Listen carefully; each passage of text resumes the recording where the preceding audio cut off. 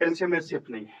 तीन संख्याओं का एलसीएम एक पंक्ति में रखकर, पंक्ति मतलब लाइन में रखकर, न्यूनतम अंकों से भाग देकर, न्यूनतम मतलब सबसे मिनिमम अंकों से भाग, शुरुआत जो भाग होता है उससे शुरू से अंत तक भाजक क्रमशः 2, 2, 3 तथा 5 है।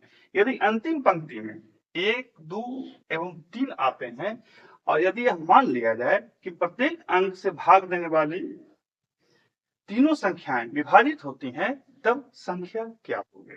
प्रश्न को पहले समझ लीजिए।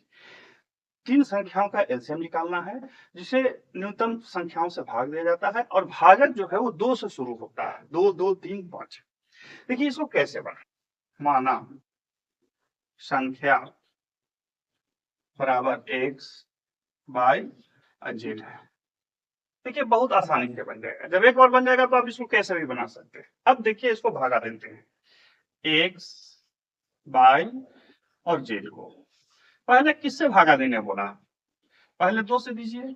जब 2 से x में भागा देंगे तो x बटा 2 ये होगा ना, इसको देंगे तो y बटा 2 और इसको देंगे तो z बटा। फिर कितना से देने बोलता है, फिर 2 से बोल रहा, फिर 2 से देंगे x बटा 4, x बटा सॉरी y में जाएगा, y बटा 4 और z बटा 4। फिर 3 भाग देने से कितना से करता है, फिर 3 से करता है, 3 से देंगे तो x बटा 12, y बटा 12 और z बटा 12, यही होगा ना, z बटा 12। 2, 2, 3 और 5 से हमने पहले 2 से दिया इतना आया, फिर 2 से दिया इतना आया, फिर 3 से दिया तो इतना आ गया।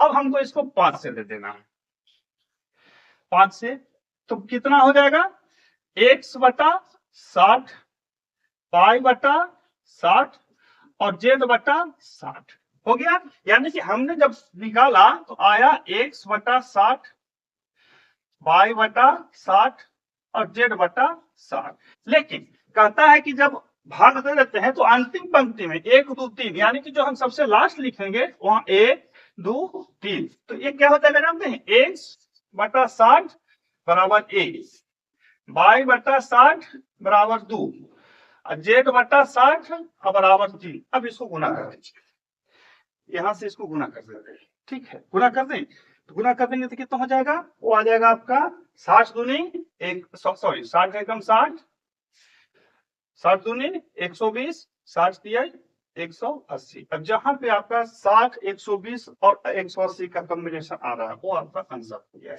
देखिए हमने इस तरह से सीक्वेंस में इसको बना लिया और बता दिया। लेकिन